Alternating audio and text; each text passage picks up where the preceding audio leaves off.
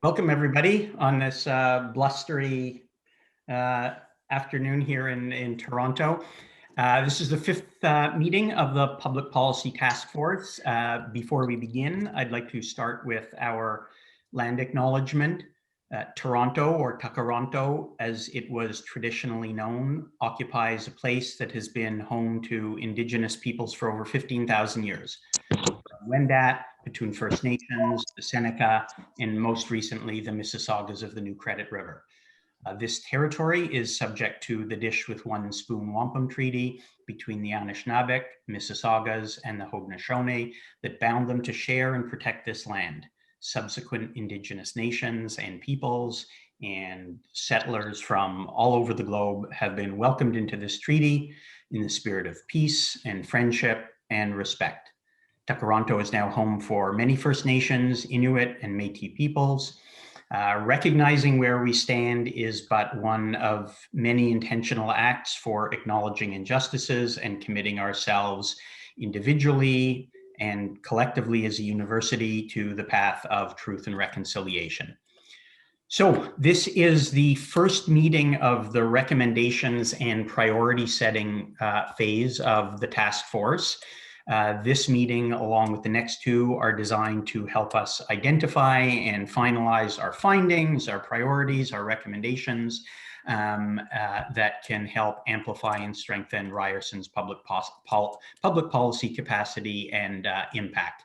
I know personally, as someone relatively new to Ryerson, I've been learning a great deal about all of the incredible work that goes on here, and I'm really looking forward to kind of pivoting now to talking about options and initiatives that can help us amplify our great work even more. So in terms of housekeeping, as you know, we have a team that's monitoring the chat for any questions and are able to assist if there are technical issues.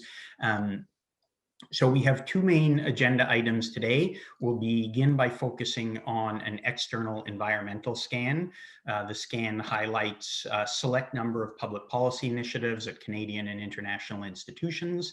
Hopefully this will animate our conversation, inspire us a bit, and we hope to receive feedback from you, including your reflections and observations about this scan and what kinds of models or examples or initiatives might be worthwhile discussing or pursuing here. This scan is kind of a first step. At the next month's meeting, we'll also have a document which goes over an internal scan of Ryerson's current public policy and research initiatives. You know, I certainly would imagine most of you have not read through the entire document that we sent. It was quite long, but there's a very succinct executive summary. And I just have to say that Natalie and Monica, who I'll introduce in a sec, did an absolutely fabulous job.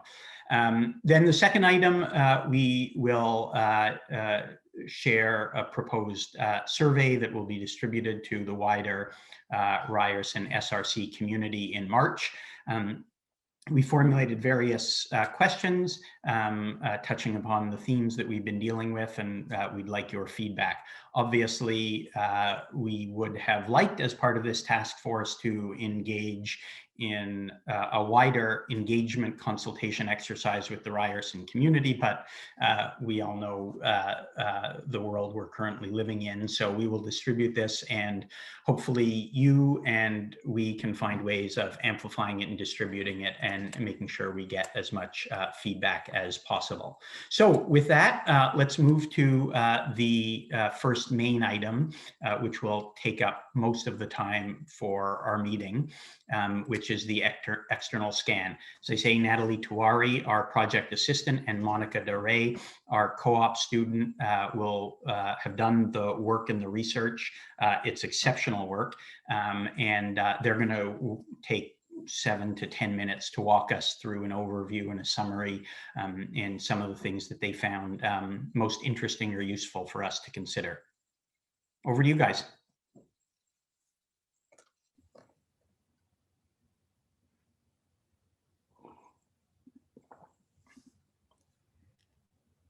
Okay, So hi everyone, I'm Monica Ture. I am completing my work with the task force as part of my co-op placement with Ryerson's MPPA program.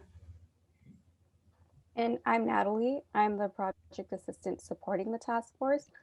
My colleague Monica and I would like to thank you all for your time today, and we hope that you were all able to review the external scan shared with you last week. We'll just be providing a general overview of the key observations we took away from our scan.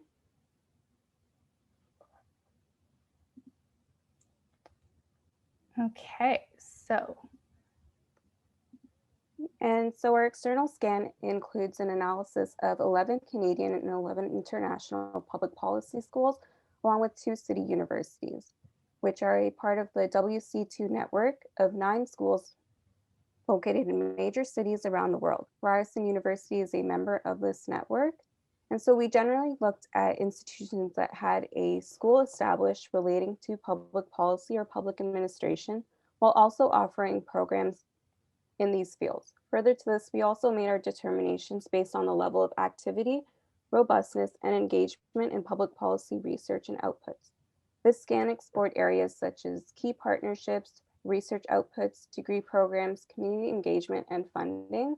Our observations have been informed and guided through the identification of programs and initiatives' unique features, as well as considerations of previous task force meetings and comments that have emerged. For example, the discussion of how we translate complex knowledge. Okay, so for some of the key themes that emerged through our analysis, the first one is around communication tools and knowledge translation. So from our scan, we learned that certain institutions do an excellent job of leveraging and utilizing a variety of communication tools and mediums to advance their research outputs to public policy makers, decision makers, as well as academics, students, and the general public. So these tools and platforms are utilized and updated regularly, which we think is important to note, as some schools' websites do not provide updates on relevant publications or research projects, sometimes for well over a year. So to that extent, they did not appear very active in their research outputs and activities.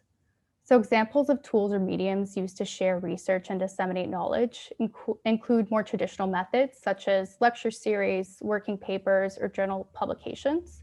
But newer and emerging tools include podcasts, digital media platforms, or interactive websites. And some schools are heavily invested in creating these. So we know podcasts, for example, are becoming more popular, and this is an interesting way to further engage with the community beyond traditional methods and to facilitate a more informal discussion that distills complex policy into something that is digestible for a wider audience. So quite a few institutions employ these platforms intentionally as quote unquote translational tools to unravel policy research and complex topics into short briefs, and they market these as being intended for decision makers, leaders, and the public. As such, there's a growing trend to refer to these specifically as translational documents, and we really saw a focus from certain schools in investing in these translational tools and mediums.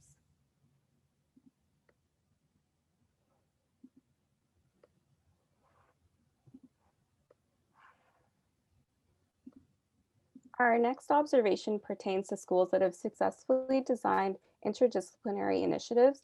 So these initiatives facilitate integrated research in various areas while fostering collaboration between faculty, researchers, and students from different backgrounds.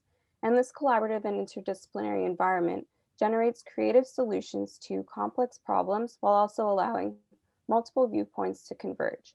Schools presented these initiatives in a variety of ways, for example, through cross-departmental research projects, the bringing together of diverse groups of faculty within research centers or an event series, or promoting the completion of courses within other faculties or departments.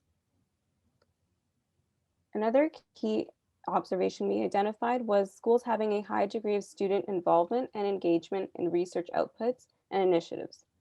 For example, these allowed students to connect with peers and faculty through the mutual sharing of ongoing research. Some schools would also help their students get involved and partner with client organizations such as NGOs or local community-based groups to address specific policy problems. Further, schools would feature this engagement through student-organized events, student-led publications, or active student involvement in ongoing research projects within the school's research centers or associated think tanks. The involvement and engagement of surrounding communities is an additional observation that we've made. This has been facilitated by conducting community-based research and creating opportunities for local communities to share their voices, learn, and participate in research projects. We found this type of engagement to be very important in regards to providing a platform and illuminating issues faced by Black communities, Indigenous peoples, women, and other groups. These opportunities were often generated through research initiatives, events, surveys, and capstone projects. This engagement was demonstrated by students and faculty members working with communities directly, academic institutions, research centers, civil society organizations, nonprofits, NGOs, and local governments. Okay, so for our next observation, we focused on formal and strategic partnerships, which we found play a key role for certain schools in order to establish research centers, initiatives, facilitate events, share resources, and improve learning opportunities for students. So certain schools develop these partnerships at all levels of government, as well as with civil society organizations or other academic institutions and external research centers. This may also involve government funding or close connections with the government to conduct research on specific topics on their behalf. Institutions with strategic partnerships with government may also have faculty that serve an advisory role to government bodies or collaborate with local government on curriculum design, which, as an example, reinforces what skills the public sector is seeking in graduates and embeds this within neighboring public policy programs. Other examples include establishing councils or working groups that encourage meaningful discourse and knowledge sharing between the government and the institution. So for our final observation, we looked at clear institutional strengths and program delivery, meaning that certain schools had clearly defined goals and objectives and focused on their core strengths. So for example, research-focused institutions would prioritize thesis papers, major research projects, capstone research projects, and educational programming. Other institutions that concentrate on course-based learning would establish specialized streams and strong partnerships to assist students with the transition to the workforce. As a note, some institutions may choose to integrate and balance features from all of these aforementioned aspects. So essentially what this means is that certain schools avoid doing too much and instead focus on their research strengths, their expertise, and what their overall strategic vision is for their program. So unless a school has significant funding, resources, and capacity, it is difficult to successfully integrate all these different aspects that have been mentioned so far. So this brings us to the end of our discussion. So thank you for your time, and we'll now turn it back to our co-chairs to lead a discussion on the external scan. Thank you very much. And for those of you, again, I know how busy everybody is. I do recommend taking a look through the overall document. I certainly found it inspiring. It's despite its length, it's an easy read and well organized, and it certainly animated a lot of my thoughts about how Ryerson can help us collectively as faculty, as leaders, do our jobs even better, fulfill our objectives in terms of whatever we're trying to achieve in public policy terms, whether that's impact or community engagement. So it's over to you. So we have a while now we're not doing breakout rooms to talk about that. We've posted a few kind of guiding questions, but they're all kind of the same. They really are about what are the best examples that Ryerson could emulate or adapt that you've seen that would help us here. And those could be about community engagement. Those could be about partnership building. Those could be about student engagement. Those could be about knowledge translation. So I'm going to just try and, I've got a problem here with my screen, but my view options have changed. I'm sorry about that. Let me, so I can't see anyone right now. So I certainly want everyone to engage at the moment. So can someone kind of help while I try and fix this? If Chloe, if you could just call on people while I try and get my view back so I can see everyone. Sure, I'll let you know if anybody raises their hands. So Roxana. Hi. Well, first of all, thank you so much for this really fantastic work and for this great overview as well. Like, I mean, a document of that length, summarizing that in something like 5 minutes is impressive and really fantastic. So I personally, I think what really stood out to me or resonated with me a lot is the side of student engagement and really making students co-leads essentially of some of these initiatives, because, you know, at the end of the day, this is such a resource, like the resource that we have as a university, are enthusiastic students coming in every year, willing to engage, happy to engage with new perspectives and you know, opportunities for rethinking, really critically rethinking how to you know, even organize some of these projects. So one really nice example that I've seen personally is actually an initiative that was called the Global Classroom. That was a joint program between a university, Arizona State University, and a university in Germany. And they specifically made this a transdisciplinary program around sustainability questions. And so this really involved technical side, it involved policy questions, and had this students being mentees, but also mentors in this program. And there is an entire handbook that I'm obviously happy to share with the group about how they organized that. But so that was something when looking at your document, I thought of, it reminded me of this program that happened, I think, in 2016 or 15, 16. Thank you, Roxana. I can see everybody now. I've worked out all of my technology issues. Well, not all of my technology issues, but at least the ones that were relevant at the moment. Yeah, I mean, there are a number of different aspects of the student engagement piece. One is, you know, bringing their learning and perspectives, but also the training of students as well. And then, you know, connecting them with the broader labor market and providing pathways to the labor market and employment as well. So there are a number of different pieces there that I think are all relevant. And I think that global classroom thing is something we should follow up on. Who else wants to, was there anything that resonated with anyone that they think we at Ryerson? You can just raise your hand. I can see you now. Yes, Sonia.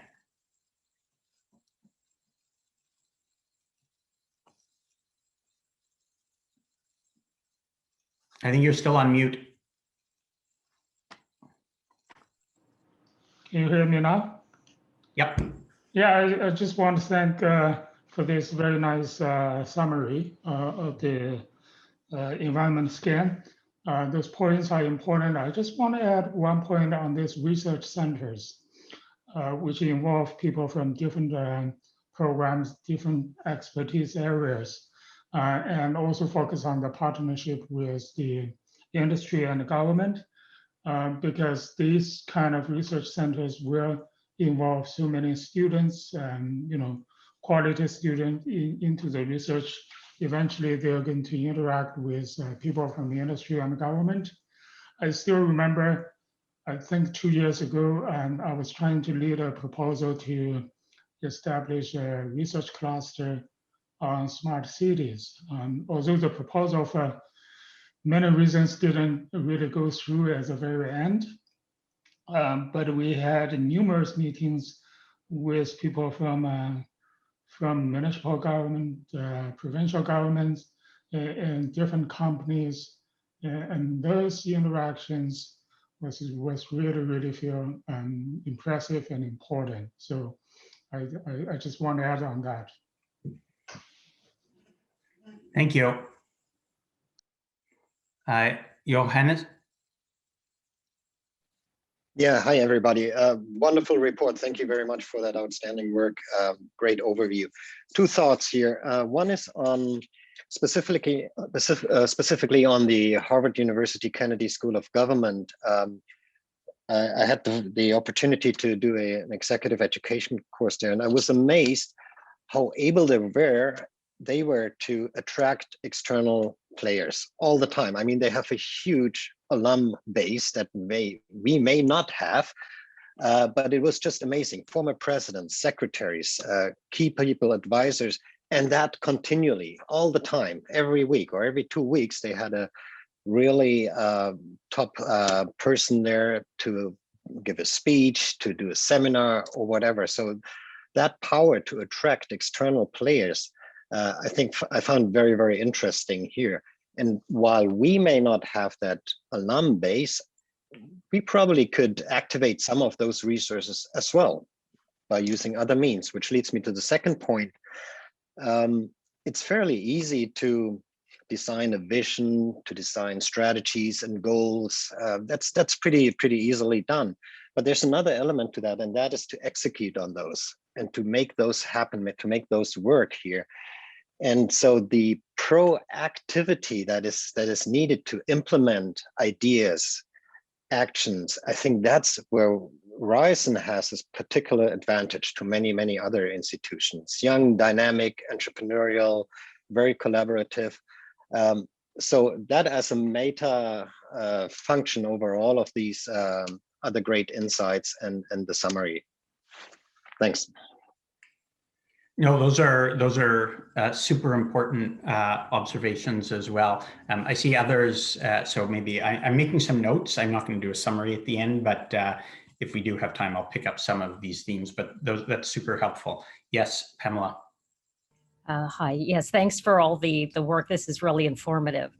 I'm just wondering about the integration of existing programs at Ryerson into this larger vision. As you know, we've got a PhD in policy studies and an MPPA program, the Master's in Public Policy and Administration. So academic programs, which are very successful, and also public facing. Sorry, is that a? Oh, so that's a question about how you envision, or the larger group envisions the integration, I guess, between these academic programs and a larger picture.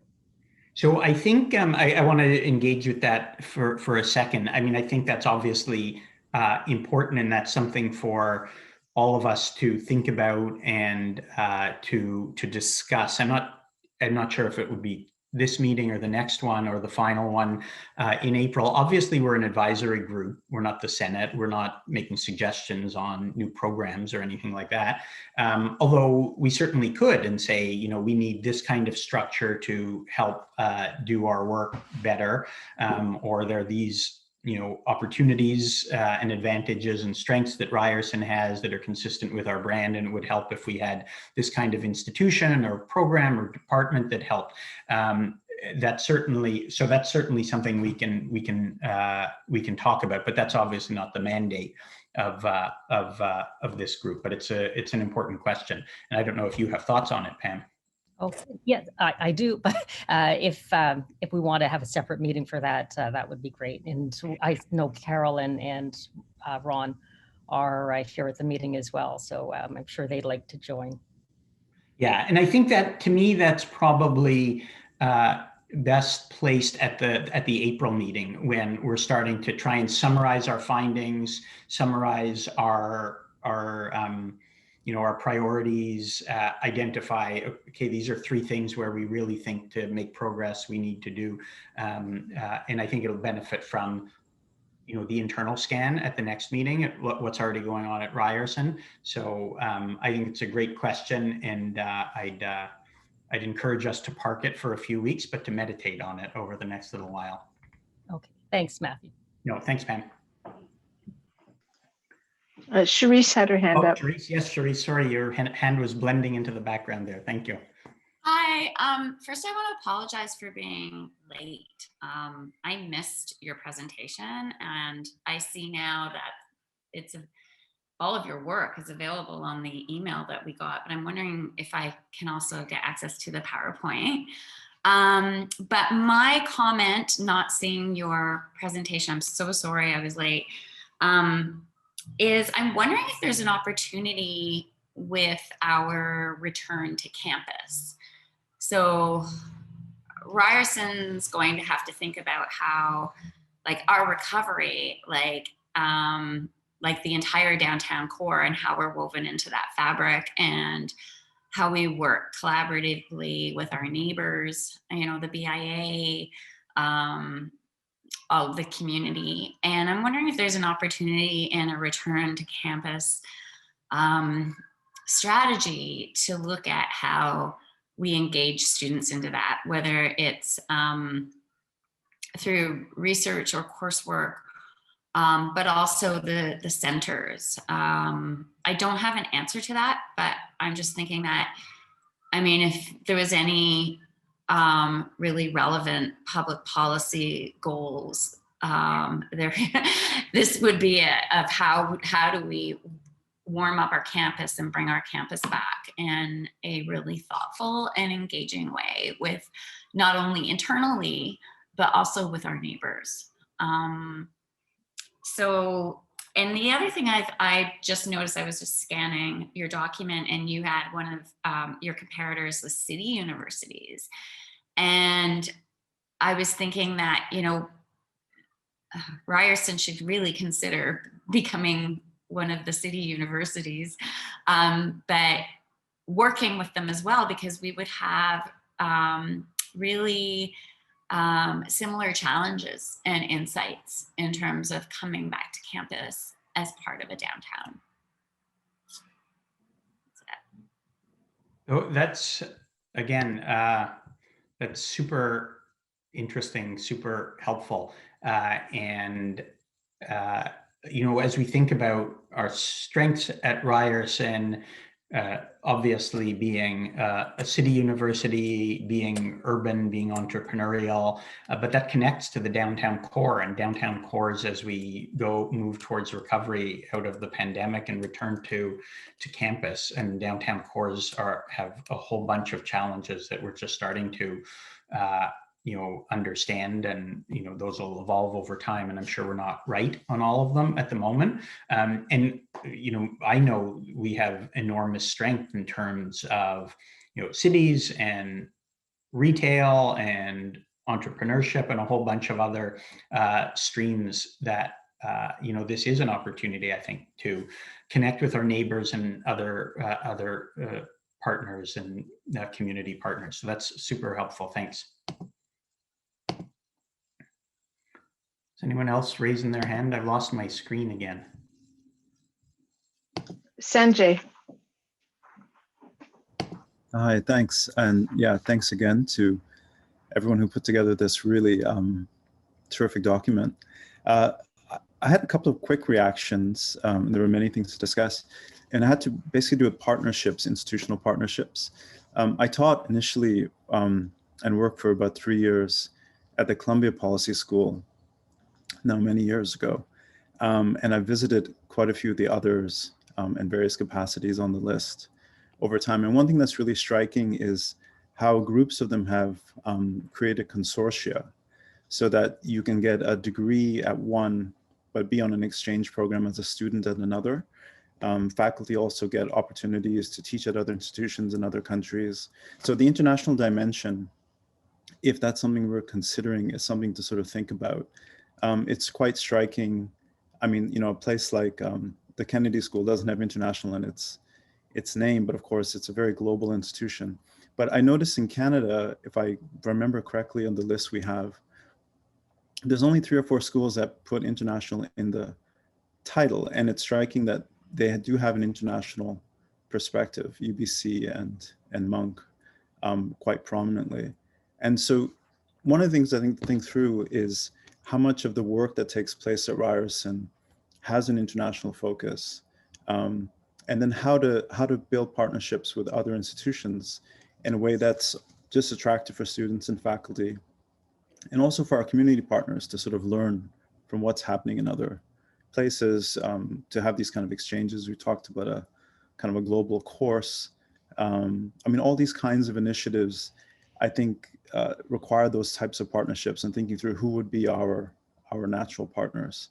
And it's very attractive, certainly in recruiting students and others, because they see that as a way of getting that international experience. And the second comment was, I think also was very striking, a lot of these policy schools, the ones at least I know better, is how much the degree programs ground, not everything, but a large part of what they do.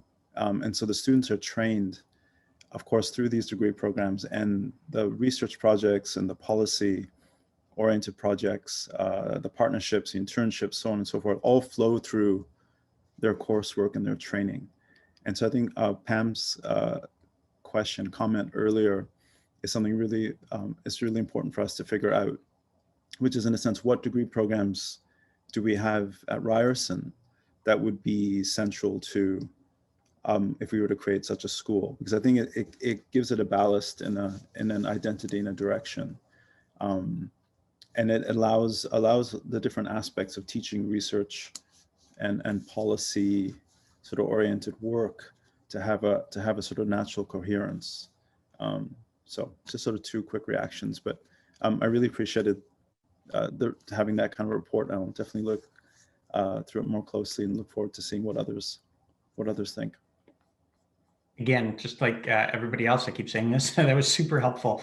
And it's clarifying a lot of kind of our observations and options. So thank you, Sanjay. Carolyn, and then Sean. Thank you. Thanks, Monica and Natalie, for this great report. Reminds me of writing a program review. So No. Yeah, you know, it's a great overview of all the different policy schools. So a few things struck me when I read it. So I know many of these programs, obviously, and some of them are our direct competitors for the master's program that I'm the current program director of. But the few things that struck me most about the outward facing orientation of the programs, beyond just the kind of the fact that Sanjay mentioned they are really grounded in the degrees that they offer. But the striking part to me is the amount of funding that is the foundation of setting up a school. So, you know, Max Bell, 10 million, Ballesley, 33 million, Johnson Shohama was about 20 million from the province of Saskatchewan. Monk School was 35 million. So these are like big, I would call it like big institutional ways of doing this. And as Sanjay pointed out, a few of them have a kind of a more global connection as well. So those kinds of things strike me as really different, and obviously explain a lot of their capacity for knowledge translation, partnerships, you know, producing externally focused podcasts and all the wonderful partnership things mentioned in the report. The other thing that struck me is these are strategic investments, obviously, to leverage those schools to get research chairs and research centers. So many of them have affiliated research centers. In some cases, several research centers are affiliated with the schools. And Johnson Shohama, for instance, has 3 research chairs, 2 CRCs and 1 based on a significant private donation. So it kind of makes me think that, you know, part of the discussion has to be around the resources of these schools. And of course, the report profiles many large and prestigious ones, I would say, which is good. It's, you know, it's good to kind of look to the leaders and those with the most resources. The other thing that struck me was that this kind is in a way, it's a little bit of an old model, right? Like kind of setting up a school of public policy, I think is a very traditional kind of approach. And along the lines of kind of more network or partnership-based approaches, I wondered if there should be some discussion or at least exploration of things like the US extension model or the policy hubs and policy innovation hubs model. The think tank model is another one, right? So I think this report is excellent on the policy schools kind of model, but I just wondered if there'd been any, further thinking or kind of exploration of kind of alternatives to that model. So those are my thoughts. And I'm also happy to build on what Pam said and talk about, the master's program at the next meeting if you'd like that. That's great. I mean, there are a lot of questions there, and I think our direction was kind of initiatives at first, but there's so many different initiatives that we ended up focusing mostly on schools. Although, a lot of the things that are connected to the schools are initiatives or chairs or research centers or think tanks. And so you get a lot of the flavor in the report of what a policy hub model would look like, or a think tank model would look like, or just kind of a centralized institutional support model might look like underneath the policy school umbrella as you dig into the report. But that was just kind of an organizing way to limit the universe a bit. But it's a good point, and I certainly don't think that there's would be consensus in this room on whether we want a policy school or not. So I think all of that remains open. Chris, sorry, no, Sean. Thanks, Matthew. Thanks, Natalie and Monica. Great work, and really appreciated the overview. And I know I learned a lot just from skimming through the document and from your presentation. I have kind of a question that I think could lead into a comment. I assume this was kind of under the program partnerships bucket, but I was wondering, did any trend emerge specifically around co-op placements or internships, and how integral they were to particular programs, and in particular any like innovative approaches to that caught your eye? And the reason I ask is, obviously this is an area that's getting increased attention, as a workforce preparation kind of policy lens. Federal governments and others putting a lot of funding now into work integrated learning, and I just wonder if that's an opportunity where we could leverage that broader evolution, so to speak, to kind of even further enhance Ryerson's placement and linkages to kind of its student body and all the various government and policy organizations in the GTA. So just curious along those lines. I know Anna has her hand up, but I'm first going to let Monica and Natalie answer, and then we kind of have 5 more minutes, so we'll be wrapping up this section in a sec. Monica or Natalie, did you want to respond to Sean? You don't have to. Yeah, no, I can say a few things about that. So I would say that internships and co-op placements were pretty consistent across all the programs. So for Canadian schools, or let's use Ontario as the example, OPS internships with the federal government, very common. I think what was interesting and stood out for me personally, being a student in a graduate program at Ryerson, was internships that took place at the research centers that belong to the university. So the Balls-Lilly School, for example, having internships at CIGI, I thought that was really interesting. And I think it's a really great way to integrate students into the research initiatives that are going on in the university. Thanks, Monica. Natalie, did you want to add anything? No is a fine answer. No, okay. And I'll just add that when I was going through the external scan that Natalie and Monica had done, I mean, it was, as Monica said, it was pretty consistent that, the work integrated learning, the co-ops, the internships play a really important role, and they're strategic, not consistently extraordinarily effective, but they're thinking about who are our partners, and again, not just OPS or government, but in the private sector, in large companies that have public policy practices and have regulatory arms and all of those things. So really thinking about creating an integrated opportunity for people to be learning, having work experience, learning work experience. So I mean, I think that's an important part of it. And I think Ryerson would have a different niche, let's say, than some other schools might have. Yes, Anna. Yeah, just thank you. Well, thank you all for this. That was, yeah, very informative for me too. I just wanted to raise the question, are we, I mean, because the cases reviewed are schools of public policy. So is that what we're thinking? Because that's how can I say, a whole chapter in itself. Second, I think we need to clarify whether we want to be visible in Canada or we want to be visible internationally, because these are probably two different and not necessarily you know, working together directions, or one needs to think what is the priority. And in any case, I think partnerships are crucial. There's no need to reinvent a public policy school or invent the wheel, but rather what we need is to connect with some well-known schools, showcase our points of strength, and we have many, I think, and see how we're complementary. And I can say from my experiences, this is what is happening in, at least in Europe. And I'll stop at that because I'm mindful of time. Sorry, can you just elaborate on that? I'm sure everyone else understood it when you say this is what's happening in Europe. What in particular were you referring to?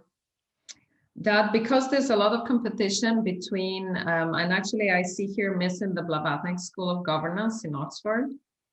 So because the competition has been increasing and a lot of universities have jumped onto new types of master programs that go towards governance and public policy. So, and here in the list, you have very different institutions. So the Hertie School is the only private university that exists in Germany, and it is a very small and very focused, how can I say, enterprise. And then you have something similar in a totally different environment, like the Blavatnik School in Oxford.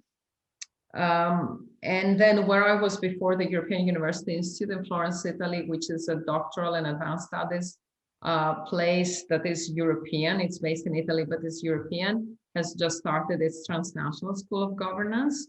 And we know that Sciences Po has been a few years engaged in English language activity, which is very unusual for a French university. So right now, the EUI, Sciences Po, Hertie, the Swedish something, I can't remember, have created a coalition because they realized the force is in unity rather than competing with one another. I think the London School of Economics is a totally different beast, and where in a way that the LSE has been building its reputation beyond doing very good work, has been really trying to attract people who want to go into politics later. And you probably know that I think the LSE, even more than the Harvard School, can count the ministers and prime ministers that have been some sort of alumni. So, but I would think what we want is more of a shortcut to that. So we don't want to, I mean, of course, we have time to build our name in the next 30 years. But if we want a shortcut, I think partnerships are important. I think we need to think which world region we want to be most visible in. And of course, select perhaps whether it's just public policy in general or some areas in public policy where we see our strength. And maybe there the city focus is one good focus that is neither too broad nor too narrow.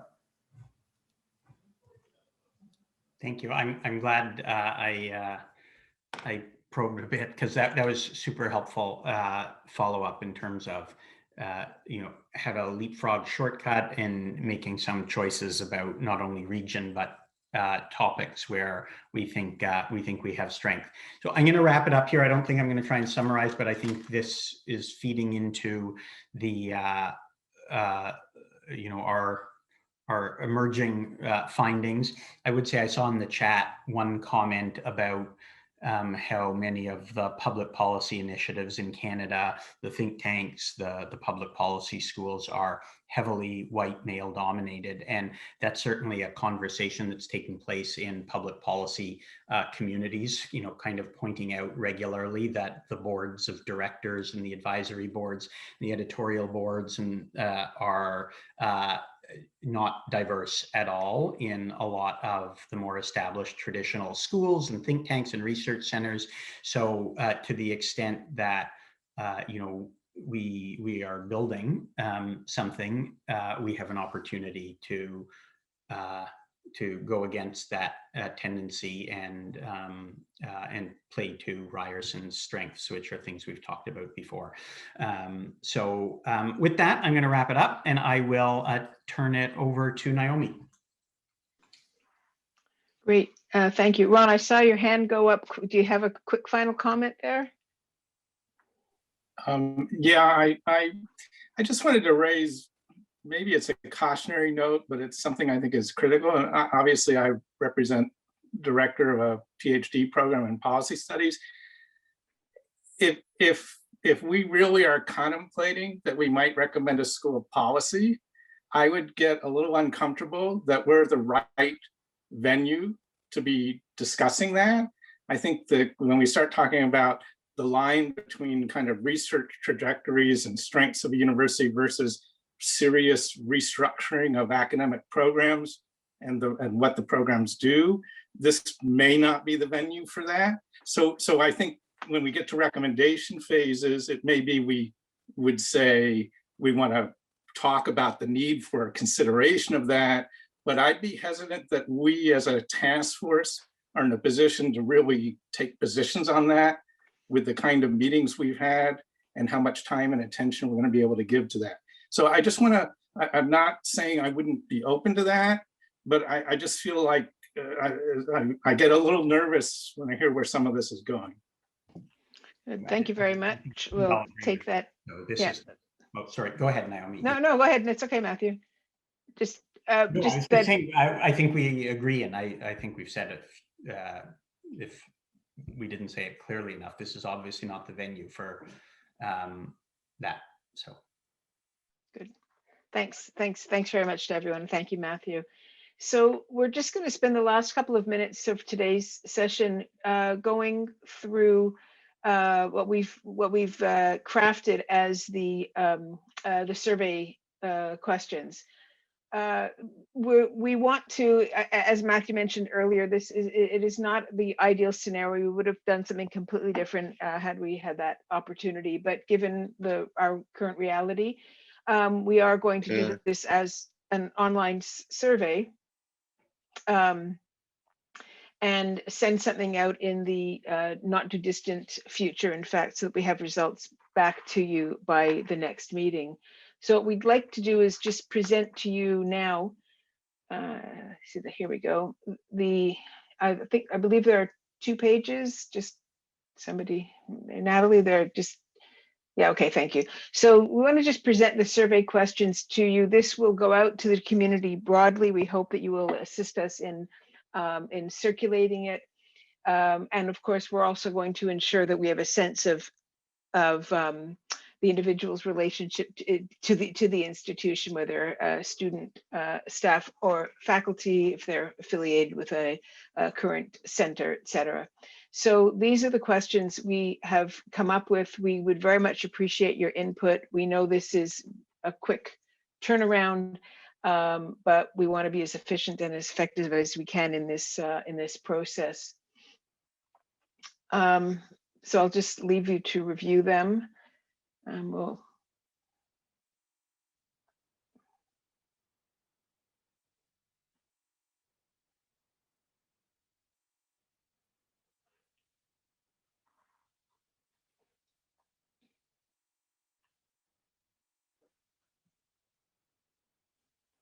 if you want to go to the next screen.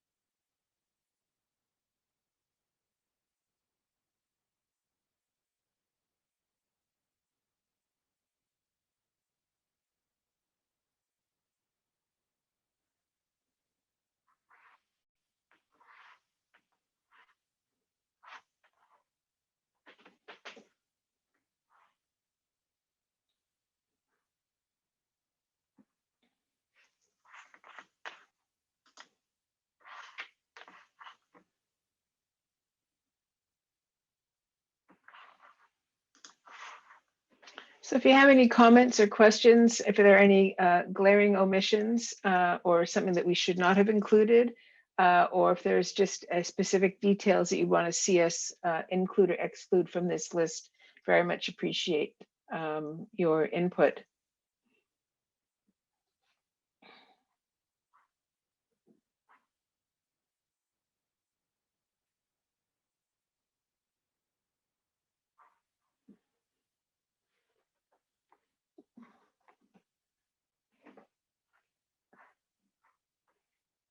And if you feel, you know, obviously, if you feel the responses to these questions will be helpful.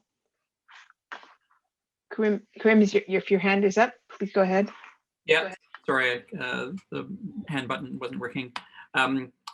So I think these feel like good and important questions, and I think it's just the only thing I would add is the contextual piece at the top and the bottom. I know the survey exists, so I know there's a good dedicated site about this project. So it would just be a process point that I think some good contextual guidance to why we're asking this and what it's going to inform will be useful.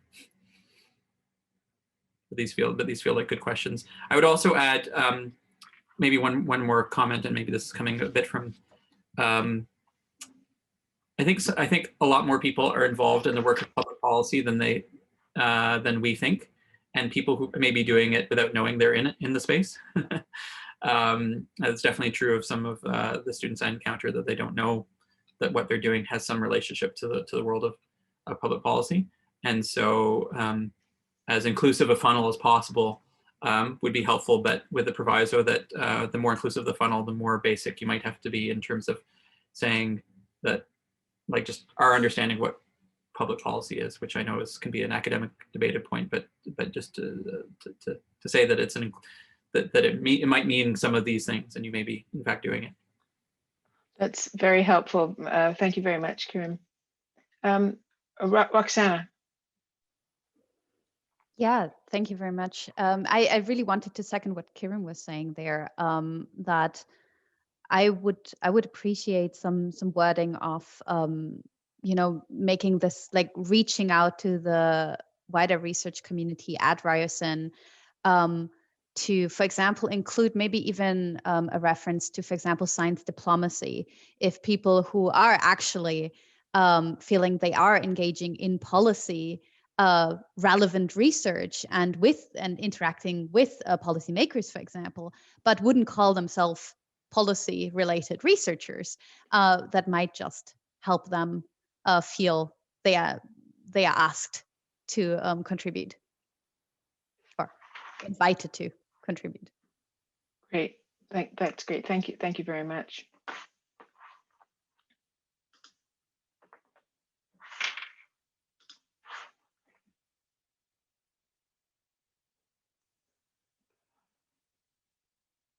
That's very helpful. Both comments were very, very helpful in terms of how we contextualize the questions for the community. So I really appreciate that.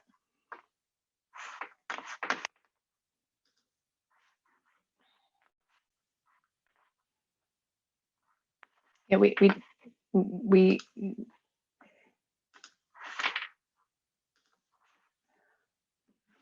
if there are no other questions or comments at this point, if you do reflect on the questions and have a comment for us, please get it to us within the next day or so. We really do want to move relatively quickly on this. Sanjay. Thanks, Naomi. No, just very quickly, just following what Karim said, just looking at the questions again. I think it's not to be pedantic, but I think if you say examples of policy relevant initiatives, or how your work might be policy relevant, because I think engagement, I know it's a term I've only encountered since I come back to Canada, so I know it's something that we use here a lot. But engagement has a sort of active sense to it, that, you know, I'm engaged in public policy, or the work I do has an engagement. And as Karim was saying, lots of times I think people do work that has relevance, but they're not directly engaged. It's not applied. And they're not seeking in an active way to engage professionals or practitioners who work in that world. So maybe tweaking a couple of questions in that way so that a lot of the research we do has policy relevance, or the work we might do might have policy relevance. But if I'm just looking at that particular phrase, if I saw that, I might think at some point, well, a lot of my work might not have, I don't engage it. So just a thought. Much appreciated. Thank you, Sanjay.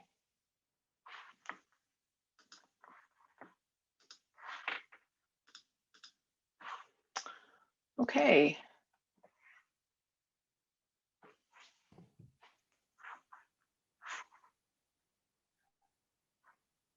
Oh, okay. Comment from Joe. Did you want to comment any further on that, Joe? Just the comment is if we could include alumni to the stakeholder group. Thank you very much for that. It might broaden it out a little bit, but we will see if we can do that in within the scope of the time now as well.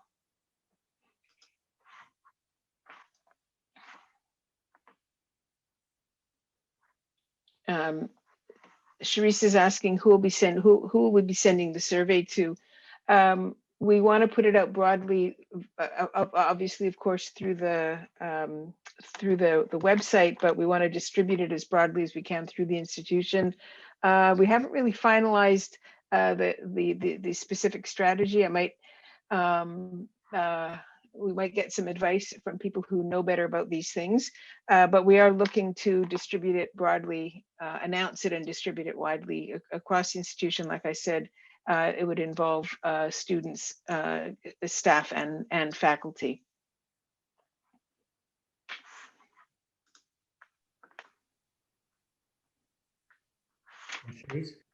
Sharice is. Oh, sorry, Sharice. Yeah, sorry, just to follow up to that. Can we please get the heads up when you're sending the survey out so we can maybe distribute it to those that we interact with to make sure that they have an opportunity?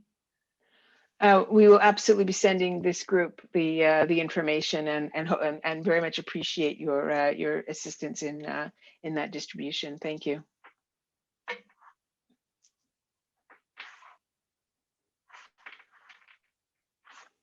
Okay.